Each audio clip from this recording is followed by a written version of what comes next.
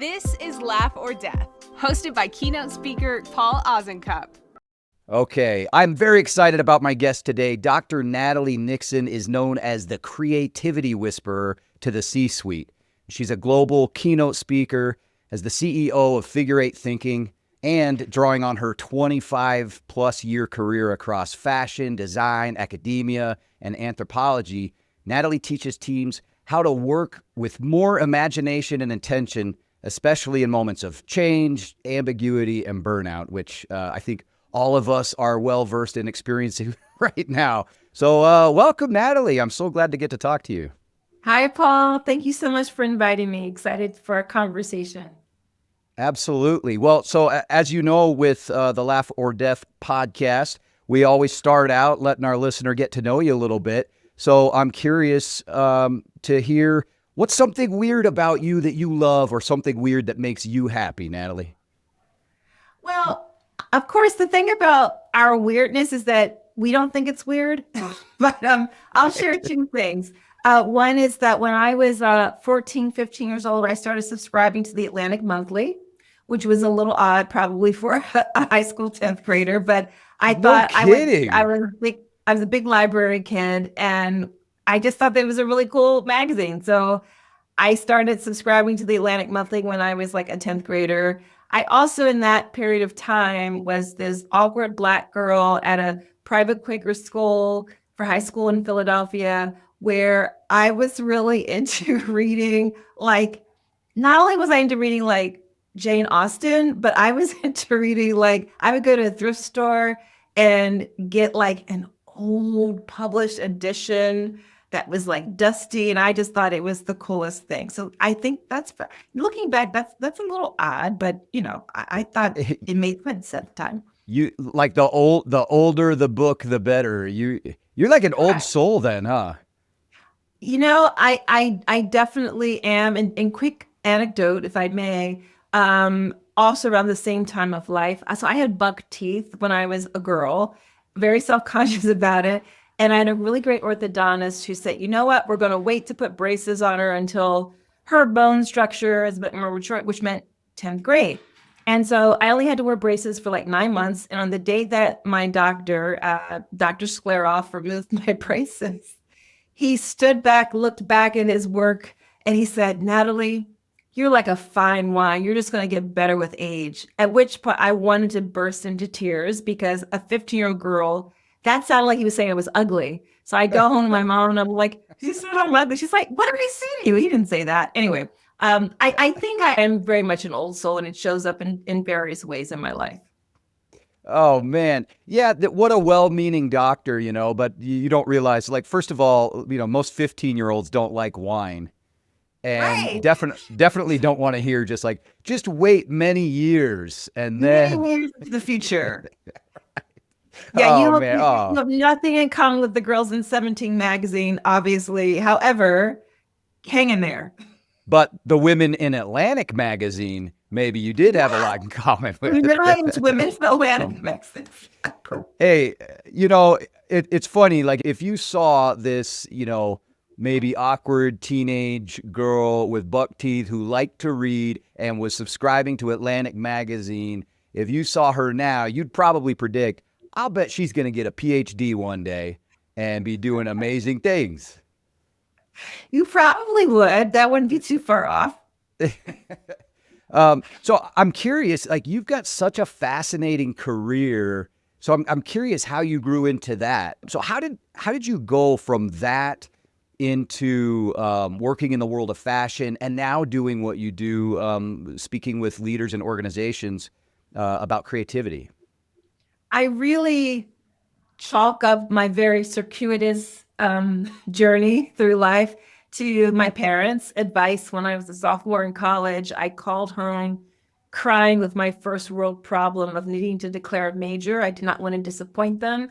They had sacrificed a lot for our education, and I wanted to make sure I got a good job at the end of a very expensive education. And I had to declare a major in like 6 more weeks. And I was going through all of the topics that I thought sounded impressive, but secretly I abhorred them. I thought they were boring. I'd almost failed out of microeconomics. I thought poli-sci was boring. I thought I went to a liberal arts college, and knowing me, they knew I was beating around the bush. And they said, well, what do you like? What are you interested in? And then I kind of apologetically confessed that I loved this course I just started taking in cultural anthropology. I was loving these multidisciplinary classes in Africana studies. And almost at the same time, because this is in the 80s, when one parent was on the phone in the kitchen, the other parent was on the phone in the bedroom. And almost at the same time, they said, that's what you should study. And I was like, wait, come again? And they said, you should study what you're enjoying. And my pop said, Natalie, if you study what you love, you will have to turn away opportunities because no one will have to tell you to stay later, wake up earlier. And it was like this load lifted off of my shoulders. And probably at different moments in my life, to their chagrin, I've been following my heart. But it really has never steered me incorrectly. But what that's meant is that even when I'm doing a job that may not be my avocation or be fulfilling, I was always creating and designing space and time to create Nat's Hats, my hat design business, which I started in my 20s living in New York City, really out of need because I couldn't afford any of the clothing in the pretty boutiques in Manhattan. So I started. Wait, so you started your own hat company? I did. That's cool. My friend said, I was selling so many of my outfits for work. My friend said, Nat, I would totally buy this. You should start selling this. And hats seemed small, simple, and hat and nat rhyme. So, 22-year-old brain. So that's what I did. Never profitable, but learned a lot about business, about going from an idea to something that inspired consumer confidence. Anthropology is just the gift that keeps giving because studying anthropology has really taught me how to observe, how to ask questions. I was a middle school English teacher for 5 years in my 20s, which was inarguably the best experience for everything I've gone on to do. Have you ever taught? And have you ever taught middle schoolers? Yeah. My background is in secondary education, and then I worked in higher ed for a number of years. I was going to say, you and I have a lot in common, Natalie. You may not know this, so we're going to unpack that a little bit as we go. But worked in higher ed for a long time. So yeah, teaching is definitely in my genes. And for me, teaching, especially teaching middle schoolers, middle schoolers can smell blood a mile away. It taught me to have a great sense of humor about myself. It taught me how to love to learn because not everyone is going to understand why 1 + 1 = 2 in the same way. So teachers are really excellent translators. So starting Nat's Hats gave me the bug for business and the fashion industry. Teaching really cemented that I love to learn, and it was a formalized way to get paid to think, speak, and speak and write all the time. But I also, at age 27, thought, I kind of like that fashion thing. I don't want to wake up when I'm old and 40 years old, which is hilarious now because I'm way beyond that. Old. So old at 40. Right. I wonder, what if I try something else? So that led me to do another detour. I ended up earning a master's in global textile marketing. After that degree, I was hired by a division of the Limited Brands, which was incredible experience to learn global sourcing. Got tired of being in different time zones from family and friends. I was living and working in Sri Lanka and then Portugal, and then got an opportunity to become a professor in the fashion management department at Thomas Jefferson University. In the middle of the first 5 years of being an assistant professor, I naively decided to earn a PhD while working full time.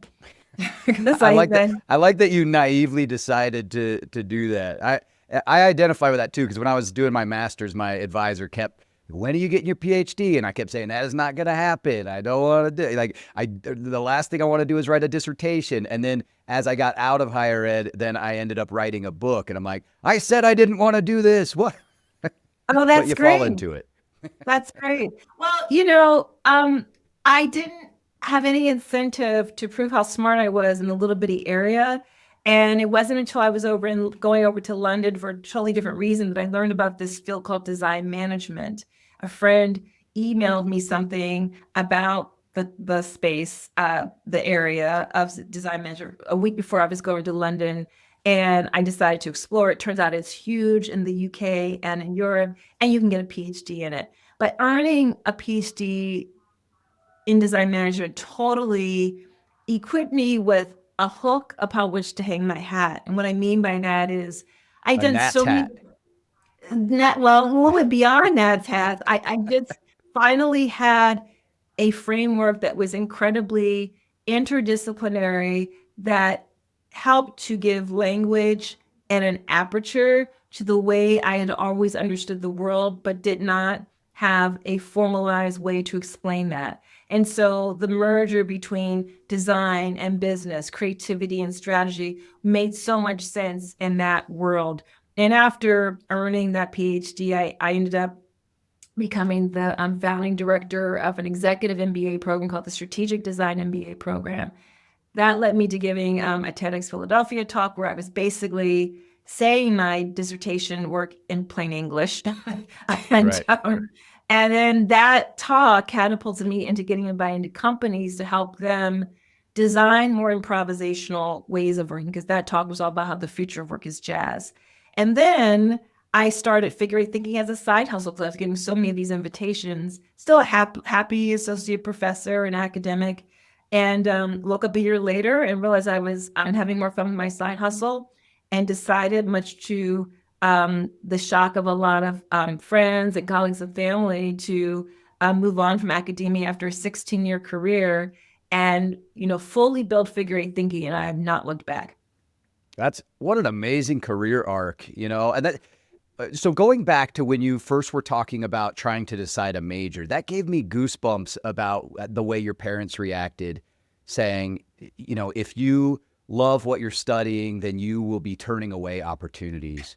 And I wish more young people realize that. I used to do academic advising, both at a community college and at a university. And particularly like in undergraduate, we get so hung up. I remember my niece being almost paralyzed trying to figure out, what am I going to major in? And I'm like, the classes you like best, go in that direction and get good grades in them. And particularly for undergrad, like it really doesn't matter. It Just doesn't get matter. the degree. And not enough people tell young people when they're 19, guess what? When you're at the job interview, no one really cares what you study. They want to know whether you're on a team. How do you work through a hard challenge? They don't even ask you your GPA, right? So, they might glance at that, but it's really, how does what you're studying become a vehicle for you to express, grow, learn how to learn, get more curious. And I also just want to say that this was 1989. This was during the days, right? Yeah, 88. I was like 88. 88 is the fall of sophomore year. So these are during the days when everyone was doing the practical thing of studying computers, studying computer science, right? And these are two African American parents who, they weren't. It wasn't like they knew they had a trust fund for me to walk into, or any kind of, or a family business, or any kind of safety net. But the more I get older and realize what a gift that was, I also realized how radical that was for them to encourage me to have the agency to follow my intuition, to follow my heart, and to use that as fuel to get really good at whatever it is I meant to get good at during this lifetime. Yeah, you're so right on. They had a really good gut instinct about if you follow that, you'll be fine. And, I think in the short term, if we go for like, this might make me more money in the year following college or the couple years following college, sure. But that leads to a lot of burnout, and people who follow what they're passionate about in the long run end up doing very well, typically financially, but also just happiness wise. And I think you're exactly right about that. People, they're not particularly, I think even now more than back when we were in college, they're not going to be looking so much at what was your exact major and what was your GPA, because we can find the knowledge almost anywhere. It's how do you problem solve? How can you be creative? How do you work with other people? How can you improvise when things are difficult? Those are the skills that people are really going to want to see. Absolutely. So I'm curious. So you were working in higher ed.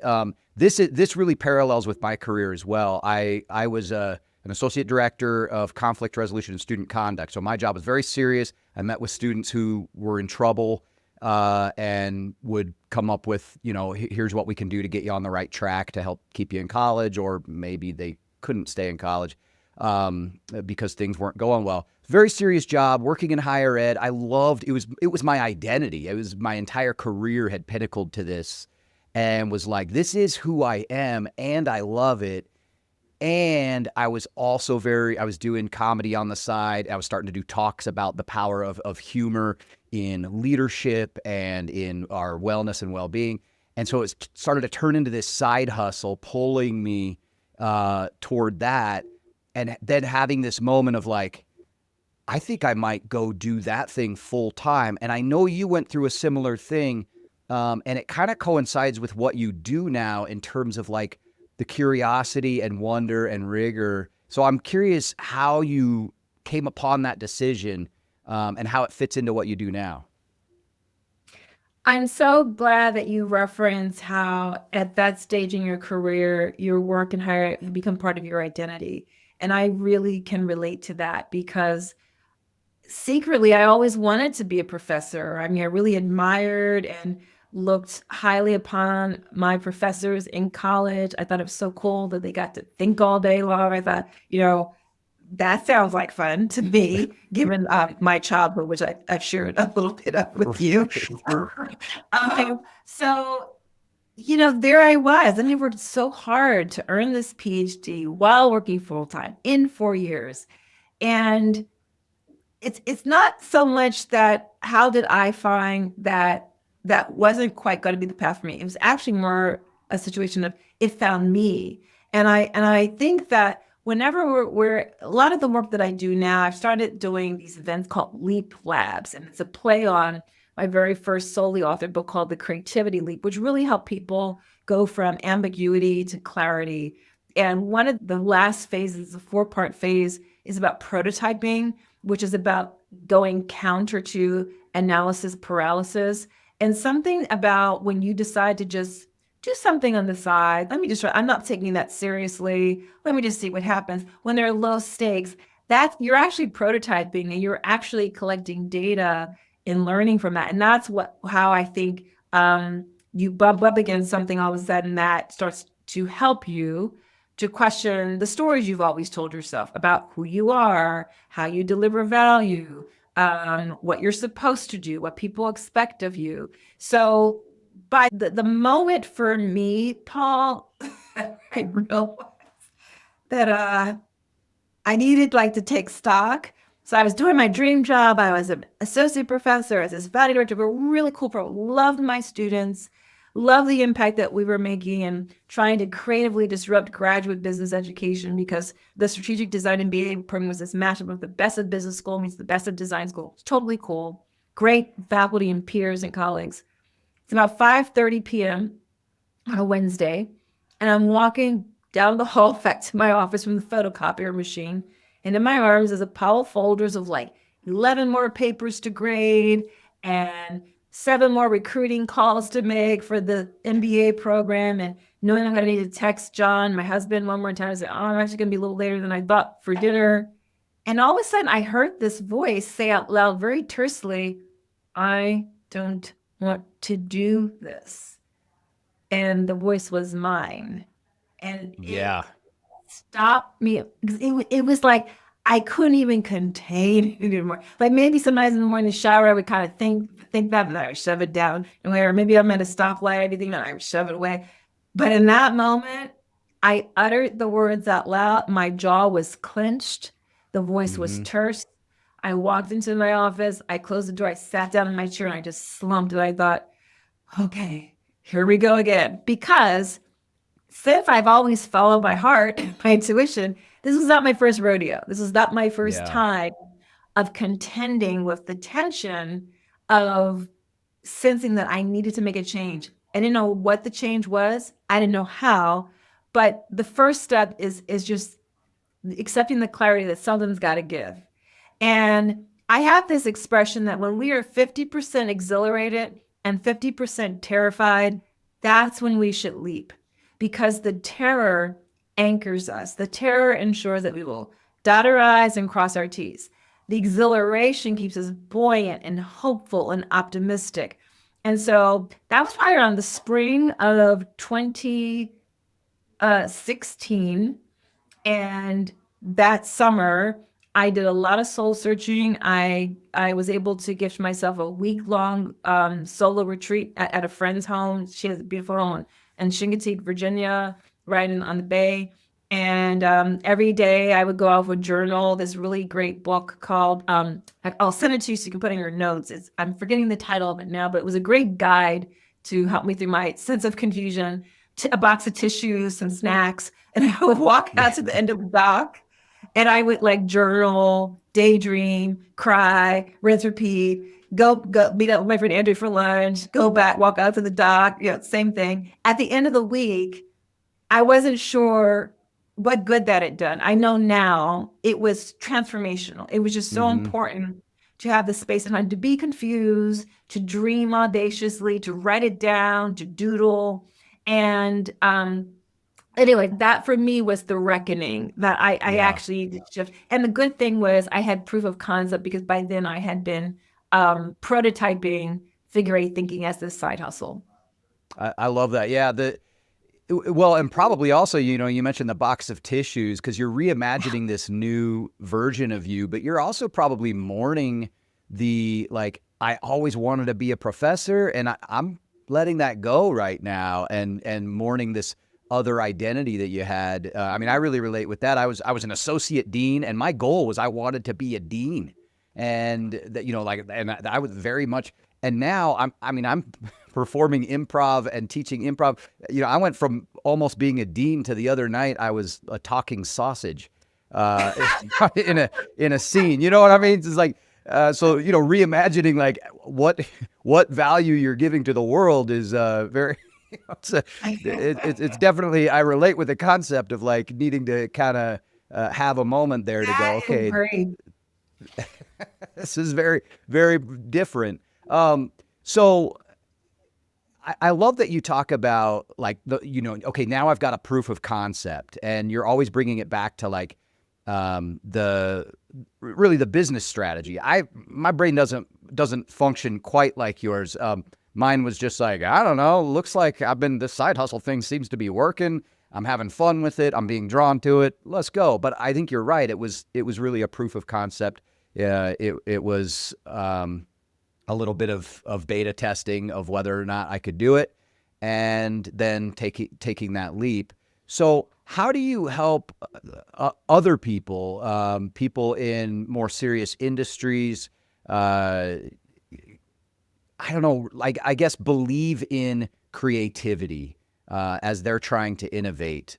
Because I know for me, sometimes it's easier said than done when I go into an organization and try to get them to buy into like, hey, we got to have a little bit of fun before any of this other stuff is even going to work. Well, yeah, right. Because a lot of time the work that we do, the value feels tacit. It feels like a nice to have, not a must have. And what I'm fond of saying is that soft skills are actually hardcore. Soft skills such as deep curiosity, empathy, the ability to engage, the ability to negotiate, the ability to collaborate. These are actually, number one, as you well know, Paul, these are the attributes that we get better at when we are at play. And number two, these are the attributes that will essentially help your listeners to stand out as having a strategic competitive advantage in a time where AI can just do basic tasks. So that ability to build on what I call humans' sentient intelligence is going to be increasingly critical. But where I start, number one, by the time they've called me, they've done the SWOT analyses, they've done all the typical kind of straightforward sorts of things to plan. And there's a slide I show in some of my keynotes, which says plans are fiction. And the reason why plans are fiction is because they haven't happened yet. Now, I am totally A-type. I wake up every morning with a nice to-do list. But because I know that plans are fiction, helps me have a much more adaptive process. By the time I get called in, it's really when executive leadership teams are ready to hit pause and zoom out and do some really big picture strategic envisioning work. So first of all, they're a bit more self-aware to realize like they gotta, if they keep using the same tools, they'll keep landing in the same places. The second thing I like.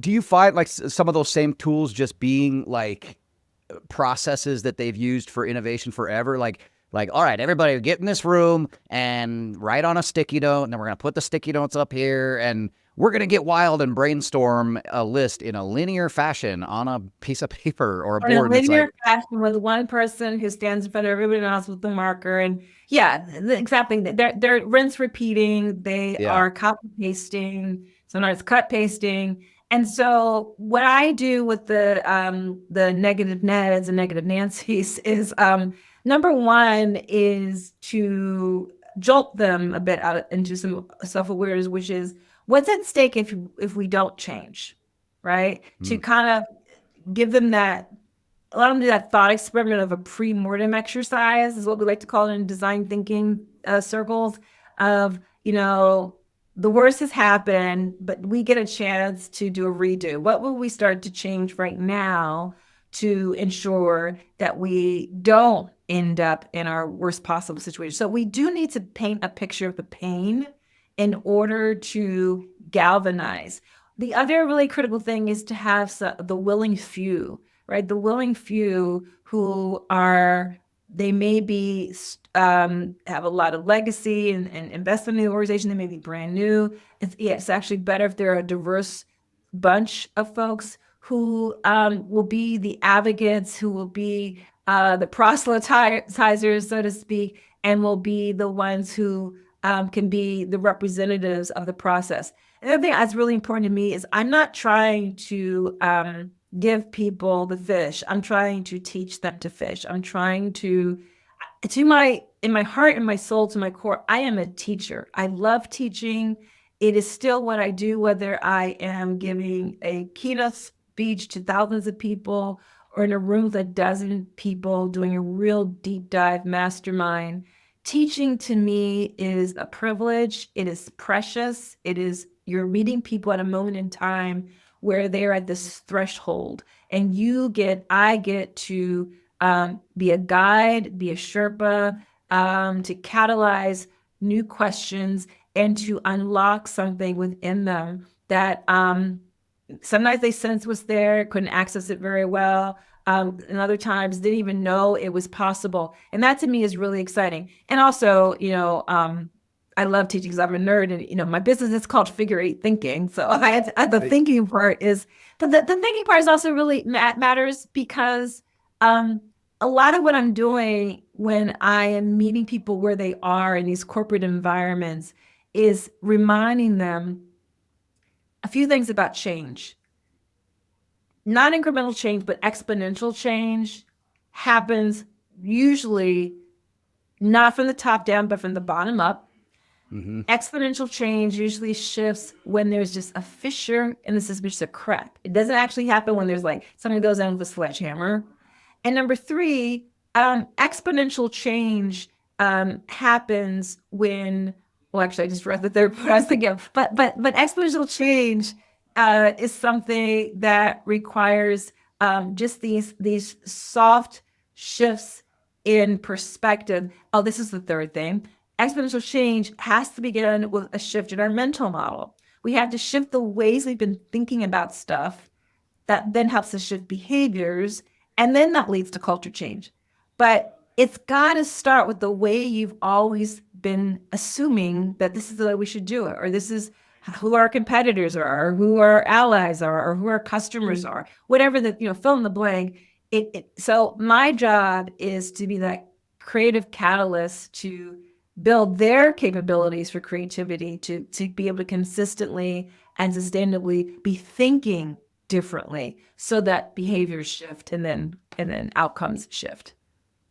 All right, quick pause. I want to mention something I am stoked about.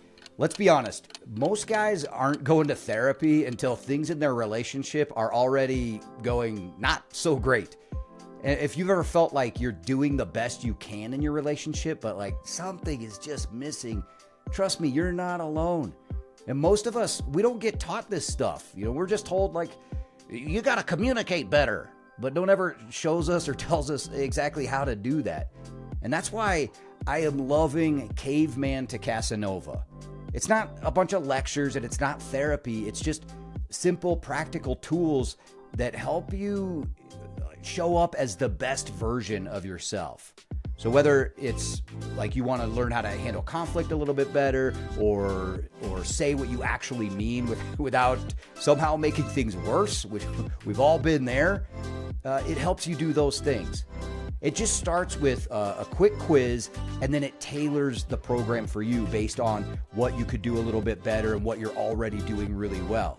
So if you want to be more intentional in your relationship without having to make it like a whole thing, then check out Caveman to Casanova. Or if you want to give your man a little nudge, I've put a link in the show notes. Check it out. So then what's the key then to creativity for you? So like, how does one get into this creative mode or be very creative? I mean, this is constantly my struggle. Now, I mean, my whole job is to be creative. But then there's this balance between like getting stuff done and like running a business and also having time to be creative. And I think a lot of people, regardless of the field you're in, sciences or arts, there is this balance between those two worlds of like, hey, we got to be productive, but we also need time to create. So my perspective on this, Paul, is that it is all creative. That, strategy is creative, and especially the way I think about creativity. Number one, creativity is not a nice to have. It is an essential, critical must-have, because creativity is the engine for innovation. If you actually want to be able to consistently and sustainably innovate, you must build this capacity for toggling between wonder and rigor to solve problems. And that in a nutshell is what creativity is from my perspective. That creativity is not something that only a chosen few are endowed with. It's not something that only artists are great at. The best engineers and scientists and CFOs and lawyers and executive assistants and farmers and teachers and plumbers are super creative when they're doing this intentional toggling between wonder and rigor. And there are times and phases and chapters and years when artists are not their most creative because they are trying to figure out, how am I going to embed more wonder? What's the skill I need to hone to build up my rigor? So wonder is the piece of creativity that, number one, most of the time people get. They're like, okay, no, that makes sense. We need wonder and creativity. Wonder is about audacity. It's about awe. It's about pausing. It's about curiosity, right? And those are also dimensions of the mind and being that in a lot of corporate environments, there's no time devoted for awe and for like really deep curiosity and audacious thinking, right? And then there's rigor. Now, rigor is the part of creativity that people forsake.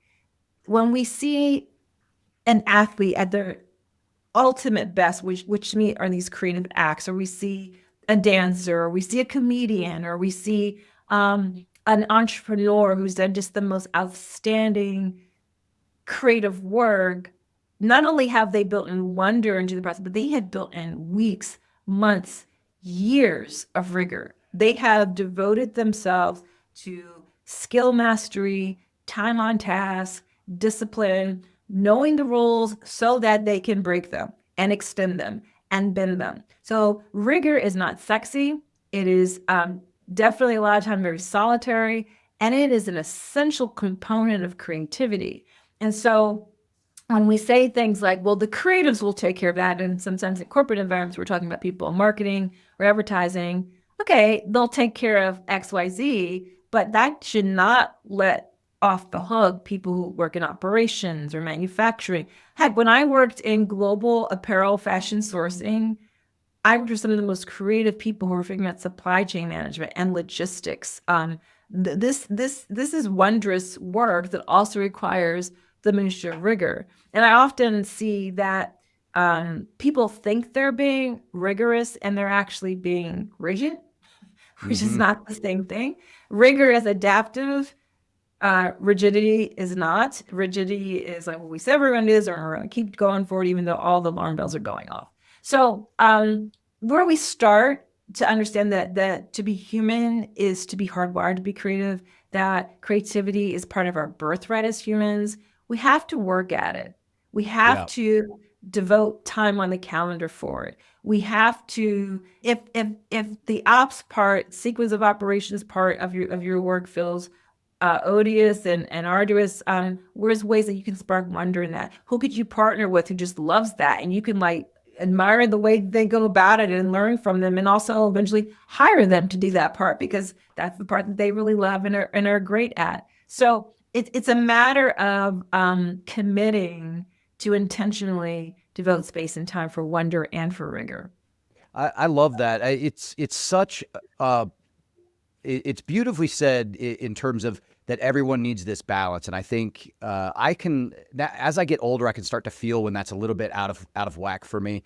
But I think everyone needs that creative time, and as you said, that pause to wonder, to think big, and to think deeply. But both wonder and rigor require us to slow down and zoom out. Yes. Like, it's hard to wonder when you're going 80 miles an hour, and it's hard to really go deeply into the minutia of the skill and the craft and the study of it when you can't do that at high speed. So both require absolutely.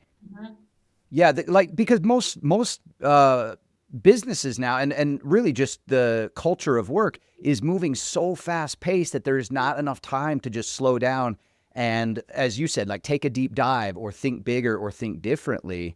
And like I noticed for me, even like trying to design a new talk, as you know, it's like, okay, I've got a concept of a new keynote I want to do. And my thought is like, I got to crank this out. Like I really need to sit down and crank this thing out with some PowerPoint slides and sitting at my desk and just banging this thing out and be very rigorous, I guess, about it. But what I realized in trying to do that and failing numerous times and going, this is not coming to me, where the best thoughts came to me was out hiking with my dog. And not having earbuds in and listening to anything or anything like that, but just out hiking and thinking and going, okay, now my mind is like free to just make some free associations and get out of this executive functioning and going, oh, okay, now I'm making different connections, and then come back and do the work that it takes to make it great. Yeah, that's the whole point of the second book I wrote called Move, Think, Rest, which is this human-centered operating system to help people toggle between wonder and rigor to solve problems. If the creativity lead was kind of laying the groundwork for wonder and rigor, and something I call the 3 I's, which is a means toward the end of toggling between wonder and rigor, Move, Think, Rest really came about my observation of my own self as an entrepreneur, where on the times when I thought I was procrastinating, I'm like, oh, let me unload the dishwasher. Oh, let me just take that little quick 5-minute walk, to avoid the stuff that was stymieing me. Yeah. Every single time when I returned to the work at hand, ideas clicked. The things, something crystallized, locked into place. And it turns out there's neuroscience behind that. And it turns out that the optimal way for our brain, for the mind to work, because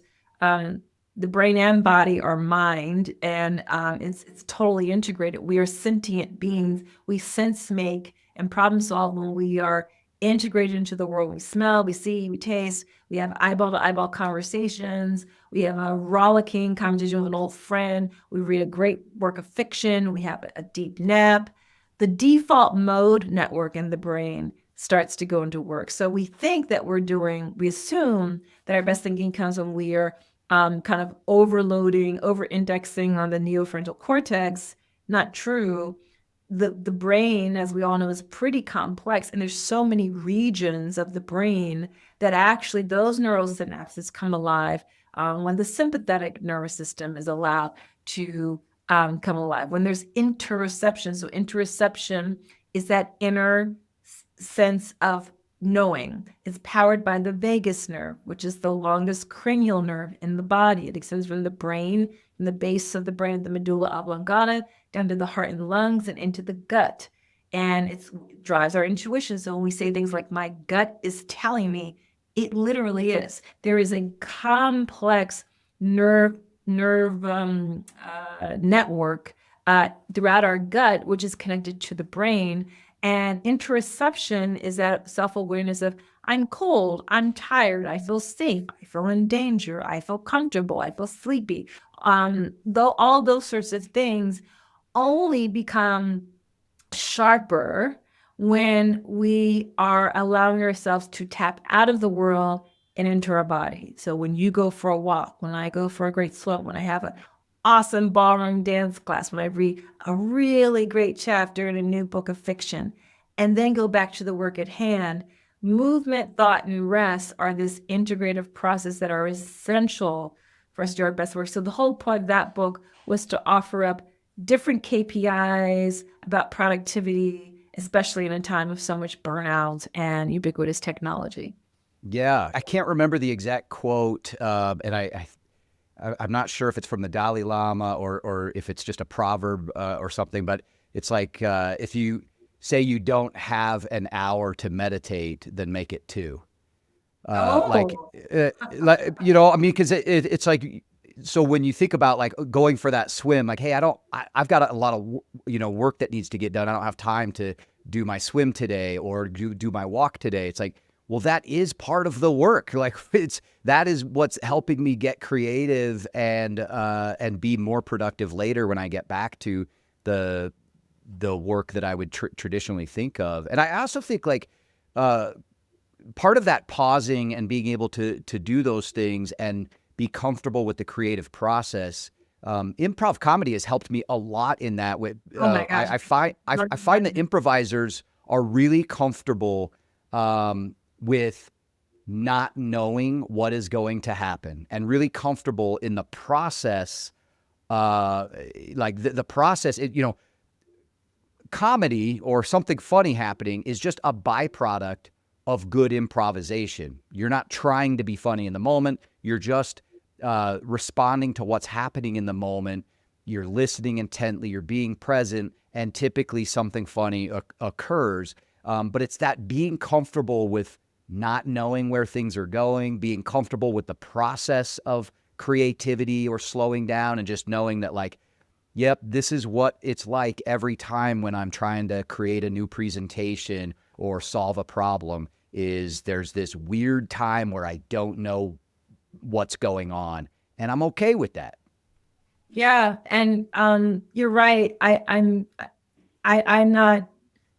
not a comedian at all. I highly admire comedians because I think comedians are doing, first of all, they are the griots of our society. They're reflecting back to us, ourselves, and our mores and our values. And they're like metaphorically, like butt naked up there on the stage. It's like your voice, your connection with the audience, and the mic.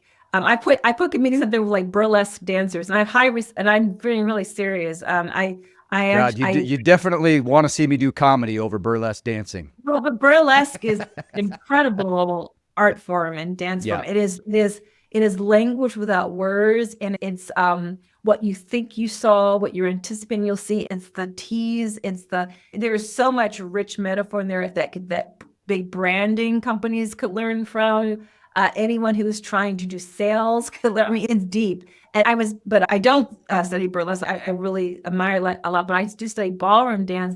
I had a great West Coast swing lesson on Monday night with a new teacher, and she was full of these rich, like drop the mic one-liners and lessons and metaphors. And one thing she said is that the follow, which is typically traditionally the woman, but not always a woman, the follow has agency. The follow has choice. The follower is always making decisions about what has just been offered, just like you are as, you know, an improviser. And something that she said, I said to her, next month I've got to bring a notebook and take notes. But one thing she said was that change only happens in the dissonance. Change happens in the incongruity. Change happens in the friction. Change happens in the not knowing, in that liminal space, which is actually takes us to the precipice of what's next and discovery. So whatever you, me, your listeners can do in their personal lives to become a clumsy student of something, the better they're going to show up at work, because they're going to be firing off those different neural synapses and creating those habits to get comfortable with intuiting more, becoming better in improvisation, raising your hand to ask the silly question. The world does not come to a screeching halt, and learning from that. I love that. So you said you're not a comedian, No. but I know you've got a good sense of humor. So I'm curious, like, where does within the work, within creativity and innovation that you do, and your theories around wonder and rigor, where do you think humor plays into that? Where do you think humor, a sense of humor, fits into that kind of stuff? Oh my gosh. I always say that I am a terrible joke teller. I mean, I say it and I know it because I get the order wrong. I start cracking myself up before the end. My husband is a great quipper. I am an excellent laugher. Like, I will howl. Like, I love to laugh. And I so appreciate and admire great comedic storytellers. I think that the connection between comedy, humor, and the way I talk about and write about creativity is this time to wonder rigor is that I don't know who to give credit of who said this, but someone once said, probably many people have said, when you are laughing, you are uniquely present. You are in the present moment. Like, literally, when you think about whenever you're like really laughing at something that has just happened to yourself or someone else, or together, or at a joke, you're not thinking about the past. You're not anticipating what's about to happen. You are rooted in the present.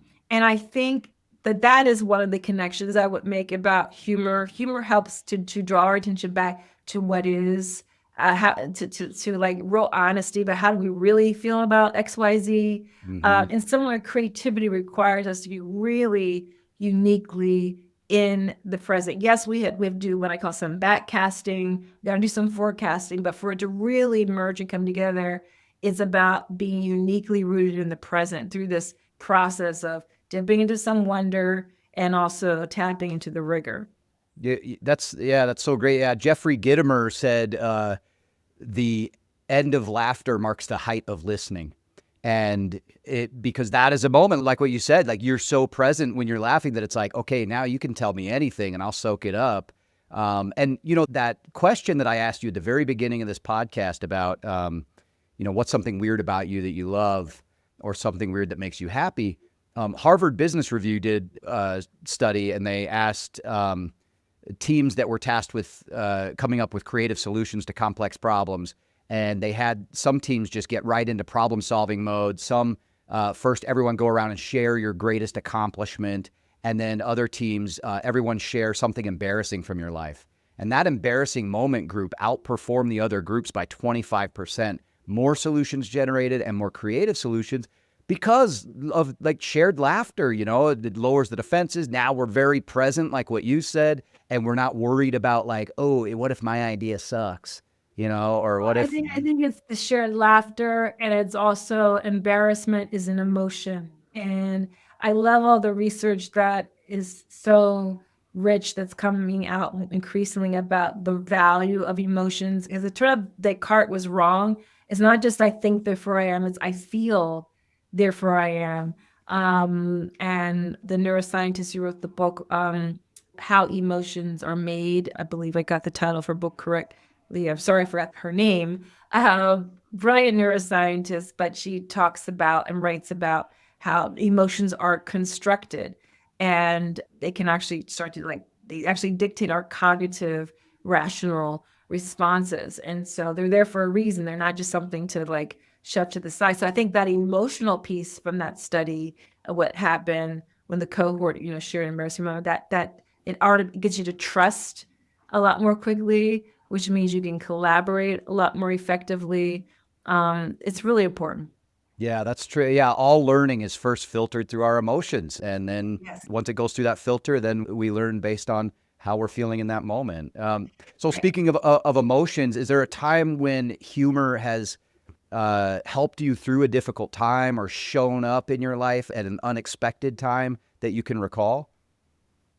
I'll give two examples. One is just a few hours after my father had died. He died of cancer in hospice. And my mother, sister, and I are in the room with his body. And my mother starts to wail a bit. You know, she's crying. She's kind of moaning. And I swear to you, um, I heard my father say when he was fond of saying this to my mother. My mother is very emotional. My father just wanted to like move on to the next thing. Great sense of humor, very extroverted man, very a big encourager of me. But I heard his voice all of a sudden say, "Okay, Carol, that's enough of that." And I said, "Mommy, I swear to you, I think I just heard Daddy say that." And we all started laughing because he totally would have said that in that moment to her. So that was funny in a very deeply sad and life-changing moment. But another moment is I referenced that I started doing open water swimming 3 years ago in 2023. And on my very second open water, and I do this with a British company called Swim Trek. They organize swimming holidays around the world. The first one was in Crete. I said to John after I got back, I said, I'm gifting myself one a year. It was just life-changing. Second one I did was in Nevis in the Caribbean. And in the fine print and the description, it said, on one of the days, we will swim from the island of Nevis to the island of St. Kitts. But if you want, you can do it as a relay. And I thought, brilliant. There's no way I can swim 4K from island to island. I'll share it with someone. I'll do it as a relay. Fast forward, the day of the crossing comes, the guides neglect to reference that we could do it as a relay. I totally forgot that was an option. And there was a point when I'm in the middle of the freaking sea. My left big toe has a blister. I've had to take off my fins because of the blister. It's raining, so I can barely see out of my goggles. My left shoulder is hurting. And I just said to myself, what the fuck am I doing out here? Right. I was perfectly content, hugging a coastline. And then I just kind of got this zoomed out vision of myself, just trying to carry on somewhere in the middle between Nevis and St. Kitts. And just was like, I have this inner voice that will pop up in my head whenever I am starting to go down a tunnel. And I heard that voice say, oh, stop taking yourself so seriously, which always pops me out of it. I just start to giggle. So I was like, well, I'm here now. So let me just carry on. And you're with a small group and there's a boat shadowing you, but It was hilarious. I was like, I have no business being out here. But I did finish in 3 hours, and it took me and my swimming buddy 5K instead of 4K. But man, the life lessons were incredible. Yeah, that's a great mantra. Hey, just stop taking yourself so seriously. And if you can zoom out and go I'm this tiny little speck in the middle of the ocean right now, what am I doing? Yeah. Oh, I love it. I love it. Well, Natalie, this has been awesome. I feel like I could talk to you for 3 more hours. But I want to make sure we've got the second edition of your book, The Creativity Leap, is coming out. It is out now. Where can people get that? Oh, thank you so much. Go to Amazon, Barnes & Noble, Books, wherever you love to purchase books. I really appreciate the support. The second edition has a new chapter where I'm exploring what creativity looks like in a time of AI, and a foreword by Keith Yamashita, who is a new colleague of mine. We both serve on a board together, the Smithsonian's Cooper Hewitt Design Museum. And he's has a beautiful brain, and he's the co-founder of the Institute for Moral Imagination. So he wrote the foreword. Dan Pink gave a wonderful testimony for the book. And I'm really proud of and flattered that the Creativity Leap has a second edition. So I hope people buy it and share feedback. We'll have a link in the show notes to that and to you. So everybody follow along with Dr. Natalie Nixon. And Natalie, I'm sure we'll be speaking again, but thank you so much for doing this. Thank you. This was fun. You've been listening to Laugh or Death with Paul Ozenkup. If you're planning a conference or event and want something smart, meaningful, and actually funny, book Paul to speak. To learn more or to get a copy of his book, The Humor Habit, visit laughordeath.com.